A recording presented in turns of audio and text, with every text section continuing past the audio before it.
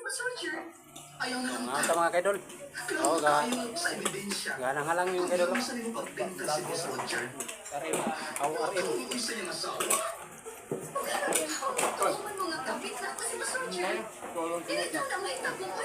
Ay, suwas!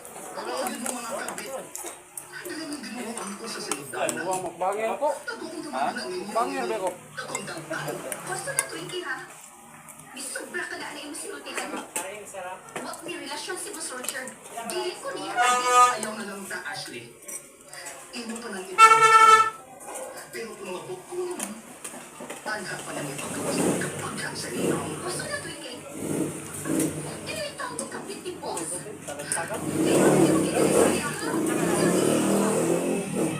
Ayaw na kasuko. Ikaw ba'y kapit? Ikaw ba'y dumay? Kaisip na mali ka dito. So di na nakukun kinsay na nabiana. Kay dili na tinuod. Pilang litro nyo, boss? Wala ko ikira anak. Pilang litro nyo? Ikaw ba'y Litro. Litro na. Magpreso sa inyong kapit. Ako din. Bukaan ang ebidensya batok ni mo, Ashley. May ang picture ninyo ni Boss Roger na nagkamok. Isa lang kung buti pa sa mga anak. Ipit na mo sa kita ka. Ako'y gusto nga mahitabo na. Isa mo gusto. Nagkamok mo, anak. Nagkamok mo. Hindi mo yun kong ilawat. Naglaro ang maong ebidensya.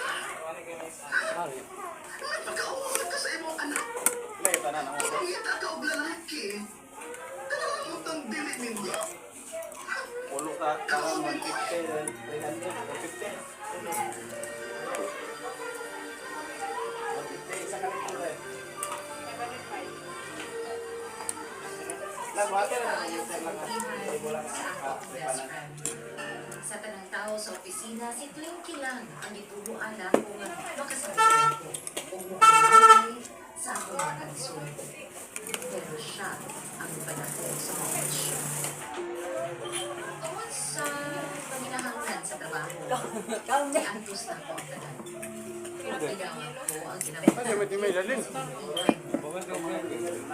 Ang umpir ang umpir. Wala din ba? Ang sa'yo pangalan na niya? Pinuon sa kita ayaw ko pasanginglan ka sa butang na wala hinubuhatan. BDMC. So, iban mga idol, nagpakabulol na lang ko ang magkatrabaho ko utang. Wala ko magtuon na wala pa kayo iman ang akong kalumbarin ko. Ma, padula ko pa ulit, ma. Si Milky na ba si Mundool? Ano na ba? Sige naman